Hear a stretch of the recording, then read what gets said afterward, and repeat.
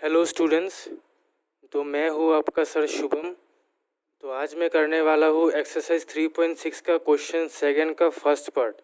हाँ, वही बोर्ड वाला मैथ जो मैक्सिमम ऑफ द स्टूडेंट्स को करने में बहुत ही दिक्कत आता है। ठीक है, तो आज वही मैथ मैं आप लोगों को बहुत ही आसान तरीके से समझाने वाला हूँ, इसलिए वीडियो को लास्ट तक ज़रूर देखना, ठीक है, बिना स्किप किए।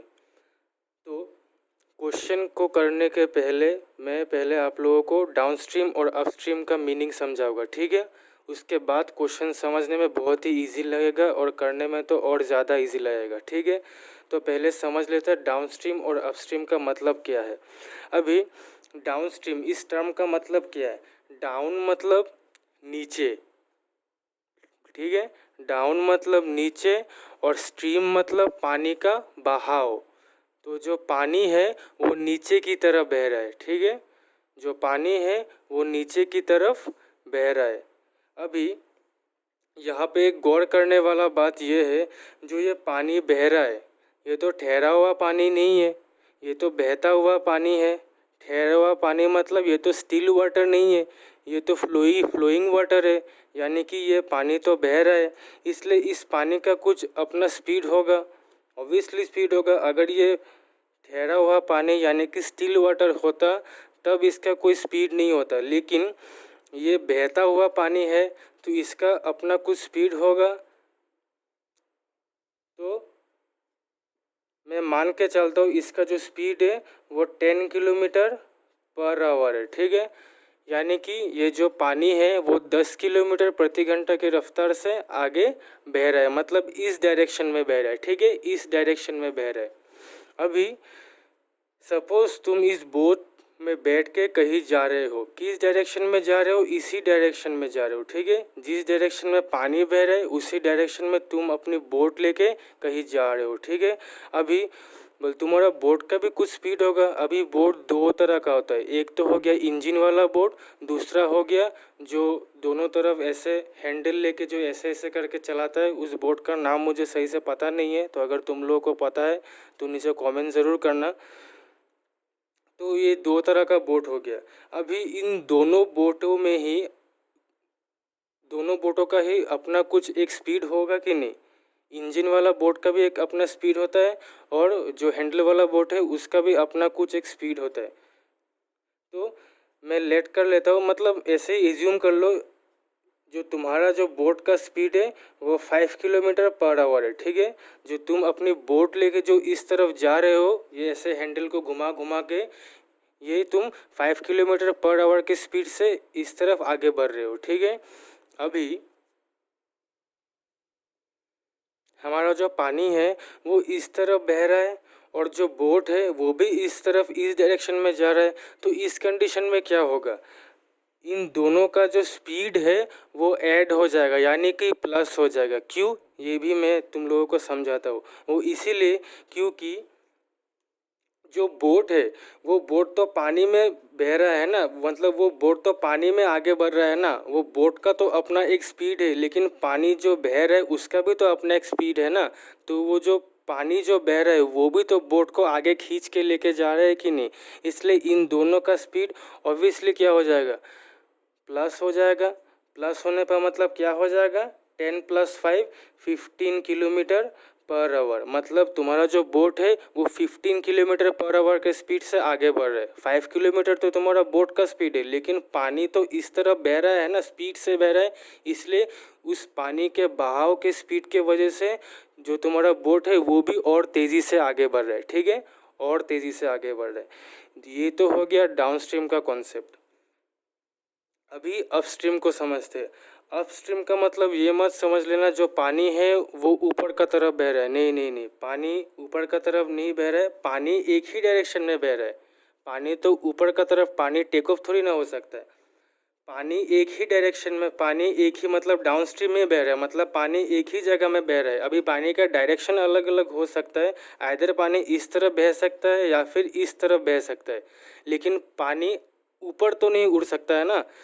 लेकिन हम लोग का जो बोट है वो इस तरफ या इस तरफ हो सकता है। अपस्ट्रीम का मतलब यही है, जिस तरफ पानी जाएगा उसका ऑपोजिट डायरेक्शन में हम लोग का बोट जाएगा, ठीक है। अगर पानी इस तरफ बह रहा है तो हम लोग का जो बोट है वो इसका बिल्कुल ऑपोजिट डायरेक्शन में जाएगा। अगर पानी इस तरफ बहता तो हम लोग का बोट इस तरफ जाता। अपस्ट्रीम का मतलब यही है। अभी इस कंडीशन में जो हम लोग का जो पानी है ये तो स्टिल वाटर नहीं है, ठहरा हुआ पानी नहीं है, ये भी बहता हुआ पानी है। अभी इस बहते हुए पानी का भी कुछ स्पीड होगा, जैसे इस बहते हुए पानी का स्पीड था, इस बहते हुए पानी का भी कुछ स्पीड होगा कि नहीं। अभी मान लो इस बहते हुए पानी का स्पीड को मैं 5 किलोमीटर पर आवर एज्यूम कर लेता हूँ, ठीक है। मतलब ये पानी जो है ये 5 किलोमीटर प्रति घंटे की रफ्तार से आगे बढ़ रहा है, ठीक है।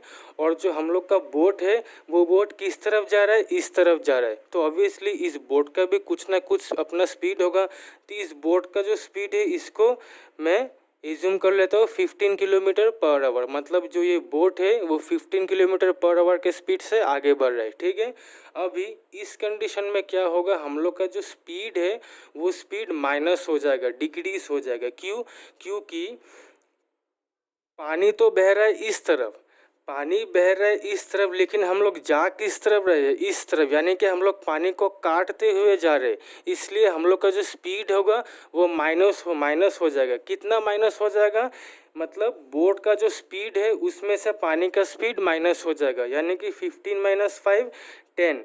मतलब हम लोग का जो अभी बोट का स्पीड है वो 10 किलोमीटर पर आवर है। क्यों? क्योंकि पानी किस रफ्तार से आगे बढ़ रहा है, 5 किलोमीटर पर आवर के स्पीड से आगे बढ़ रहा है। और हम लोग किस रफ्तार से पानी को काटते हुए आगे बढ़ रहे हैं, 15 किलोमीटर पर आवर के रफ्तार से आगे बढ़ रहे हैं। और पानी को काटते हुए आगे बढ़ रहे हैं, इसलिए जो पानी को हम लोग काटते हुए आगे बढ़ रहे हैं तो हम लोग का जो बोट का स्पीड है उसको पानी का जो बहाव है वो काट देगा। अगर अच्छे से समझ में नहीं आया, मैं और एक एग्जांपल देता हूँ, ठीक है। एज्यूम करो तुम ग्राउंड में इस तरफ भाग रहे हो, ठीक है। अगर सामने से 4-5 बंदा आके तुम्हारे कंधे पे धक्का उक्का मार के आगे बढ़ जाता है तो जो तुम्हारा स्पीड है वो डिक्रीज होगा कि नहीं? जो तुम्हारा स्पीड है वो घटेगा कि नहीं? तुम बहुत ही तेज़ी से एकदम मिल्खा सिंह की तरह आगे बढ़ते हुए आ रहे हो।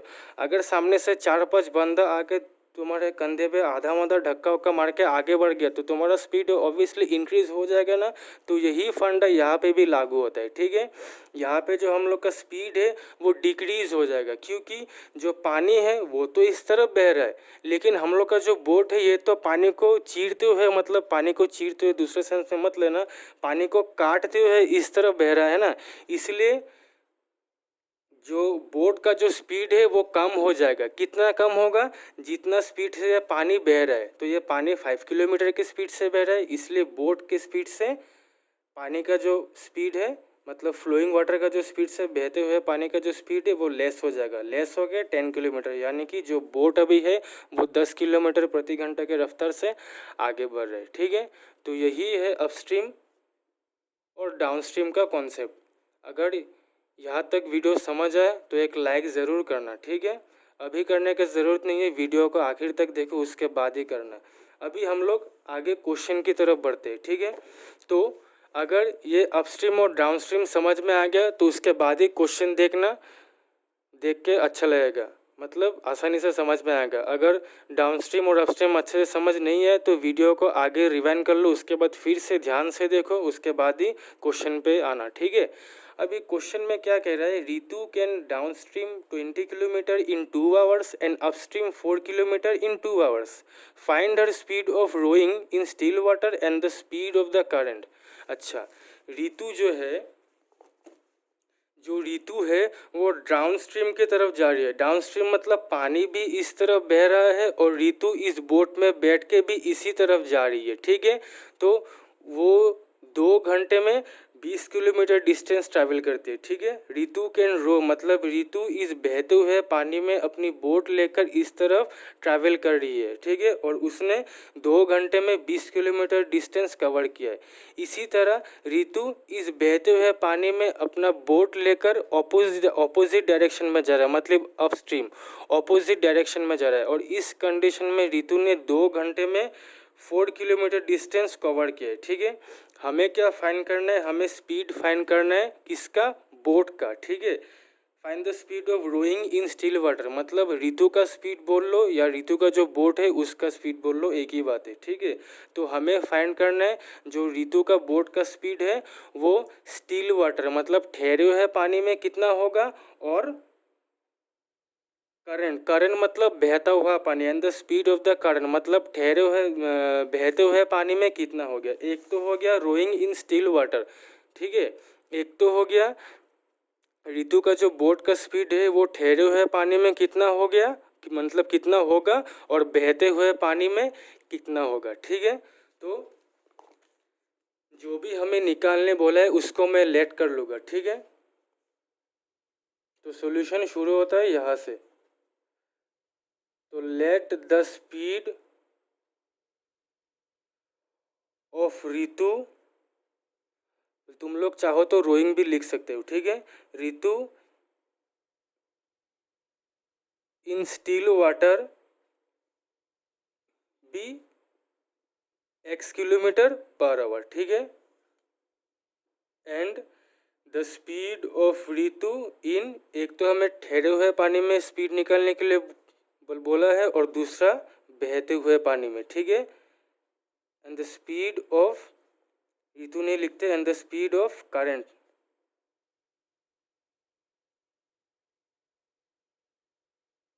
ना ठीक ही तो था। And the speed of Ritu का जो स्पीड है वो फ्लोइंग वाटर में कितना है, तो उसको हमने y लेट कर लिया है, ठीक है। ठहरे हुए पानी में हमने स्पीड को x लेट कर लिया है और बहते हुए पानी में हमने स्पीड को y लेट कर लिया है, ठीक है। अभी आप लोगों को मैंने पहले ही कहा था जो डाउन स्ट्रीम है उसमें पानी भी इस तरफ बहेगा और हम लोग का जो बोट है वो भी इस तरफ बहेगा, तो इस कंडीशन में हम लोग का जो स्पीड है वो ऐड हो जाएगा। क्यों, उसका कारण आप लोगों को मैंने पहले ही बता दिया है। तो जो हम लोग का स्पीड है वो क्या होगा, स्पीड इन डाउनस्ट्रीम, डाउनस्ट्रीम में जो हम लोग का स्पीड होगा वो ऐड होगा, इसलिए मैंने इन दोनों का जो स्पीड है इसको मैंने ऐड कर देना है, ठीक है। जो डाउनस्ट्रीम में जो मेरा जो स्पीड होगा वो क्या ऐड होगा कि नहीं, तो हमने स्टिल वाटर का स्पीड को एक्सलेट किया है और ठहरे हुए पानी के वाटर को वायलेट कर लिया है, इसलिए मैंने डाउनस्ट्रीम में इन दोनों को प्लस कर दिया है, ठीक है। इन दोनों का स्पीड को प्लस कर दिया। और इसी तरह अपस्ट्रीम में मैं क्या करूँगा, इन दोनों के स्पीड को माइनस कर दूँगा। क्यों, क्योंकि अपस्ट्रीम में बोट इस डायरेक्शन में जाता हो तो हम लोग का जो स्पीड है वो कम जाता है, डिक्रीज़ हो जाता है, ठीक है, घट जाता है। तो इस कंडीशन में जो स्पीड है वो डिक्रीज़ हो जाएगा, मतलब इसके स्पीड में से इसका स्पीड क्या हो जाएगा, मतलब बोट के स्पीड में से जो बहते हुए पानी का स्पीड है वो घट जाएगा, ठीक है। तो इसलिए इन दोनों का जो स्पीड है जिसको हमने x और y लेट कर लिया है, इन दोनों का स्पीड भी घट जाएगा, ठीक है। अभी इक्वेशन कैसे बनाना है, सबसे बड़ा कहानी है ये। तो पहले कंडीशन में देखो, यानी कि डाउनस्ट्रीम में अभी इक्वेशन कैसे बनाना है ये भी मैं बहुत ही आसान तरीके से दिखाने वाला हूँ। क्वेश्चन में हमें निकालने क्या बोला है, स्पीड निकालने बोला है ना, ठहरे हुए और बहते हुए पानी में बहते हुए पानी का क्या निकालने बोला है, स्पीड निकालने बोला है। तो स्पीड अगर निकालने बोला है तो यहाँ में स्पीड का फॉर्मूला लगाना है। तो स्पीड का फॉर्मूला तुम लोगों को पता ही होगा, speed equal to distance by time. तो फॉर्मूला जैसा है एज इट इज़ ऐसा ही इसके नीचे वैल्यूज पुट कर दो। तो स्पीड जो है, स्पीड मेरा डाउनस्ट्रीम है, पहला केस जो है वो डाउनस्ट्रीम का है, दूसरा केस अपस्ट्रीम का है, ठीक है। तो पहला केस में डाउनस्ट्रीम में स्पीड कितना था मेरा, x प्लस वाई इक्वल में डिस्टेंस कितना था, डिस्टेंस मेरा 20 किलोमीटर। आपके बुक में देखो स्पीड जो था वो 20 किलोमीटर डिस्टेंस ट्रैवल किया रहा, स्पीड नहीं सॉरी डिस्टेंस, डिस्टेंस जो था वो 20 किलोमीटर ट्रैवल किया रहा और टाइम जो था वो था 2 घंटा। तो ये 2 से 20 कट जाएगा, 2 10 ज़ा 20, नीचे कुछ नहीं मतलब 1, तो x plus y equal to 10, ये हो गया मेरा इक्वेशन 1।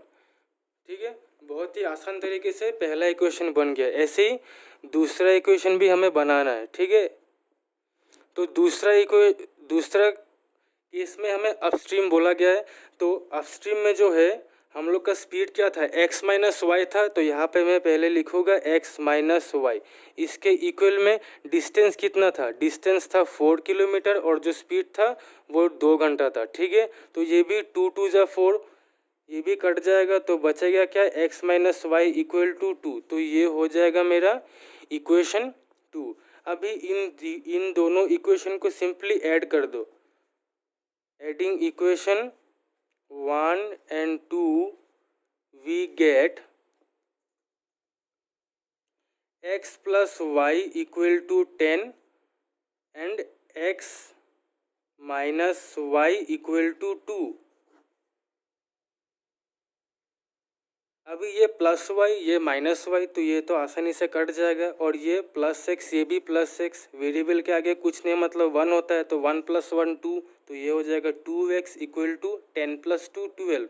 अभी वेरिएबल के साथ जो भी नंबर होता है मैं हमेशा बताता हूँ राइट हैंड साइड में आके डेनोमिनेटर में आ जाता है। डेनोमिनेटर में ही क्यों आता है, क्योंकि ये क्रॉस मल्टीप्लाई हो जाता है। ठीक है, 12 ऊपर 12, तो 2 6 जा 12, तो x का वैल्यू मेरा आ गया 6। अभी ये जो x का वैल्यू आया है इसको 6 किलोमीटर पर आवर, अभी जो ये x का वैल्यू आया है इसको इक्वेशन 1 या इक्वेशन 2 में पुट कर दो, तुम्हारा y का वैल्यू भी आ जाएगा। ठीक है, तो putting x in 2 we get, दोनों में से किसी भी इक्वेशन में पुट कर सकते हो, वही आंसर आएगा। x minus y equal to 2, तो x का वैल्यू था मेरा 6 माइनस वाई इक्वल टू 2, तो माइनस वाई को इस तरफ ही रखते हैं। 6 को लेफ्ट हैंड साइड से राइट हैंड साइड ले जाने से क्या हो जाएगा, -6। इसके बाद minus y equal to 2 minus 6 क्या हो जाएगा, -4, क्योंकि इन दोनों में से ये नंबर बड़ा है तो 6 के आगे माइनस, यहाँ पे भी माइनस होगा, तो इस तरफ भी माइनस है इस तरफ भी माइनस है, तो माइनस माइनस कैंसिल हो जाएगा। तो y का वैल्यू मेरा क्या आ गया, 4 किलोमीटर पर आवर। x को हमने लेट किया रहा speed of Ritu in still water, और y को हमने लेट किया रहा speed of Ritu in flowing water. तो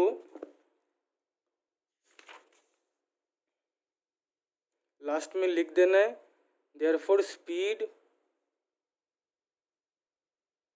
ऑफ रोइंग व ऋतु, जो भी लिख दो, इन स्टिल वाटर, जिसको हमने क्या लेट किया रहा, x लेट किया रहा और x लेट किया रहा, और x का जो वैल्यू था हम लोग का क्या निकला, 6 किलोमीटर, 6 किलोमीटर।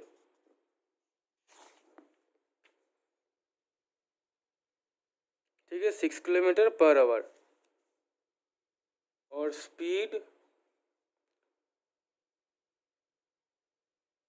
ऑफ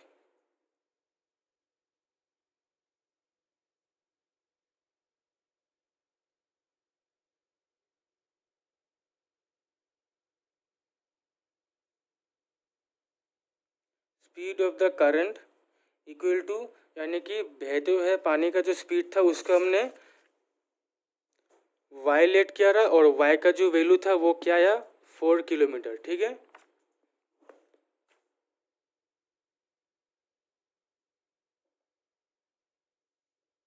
तो ठहरे हुए पानी का जो स्पीड था वो 6 किलोमीटर था, और बहते हुए पानी का जो स्पीड था वो 4 किलोमीटर है। ठीक है, मैं जानता हूँ वीडियो थोड़ा लंबा हो गया, लेकिन मुझे वीडियो शुरू से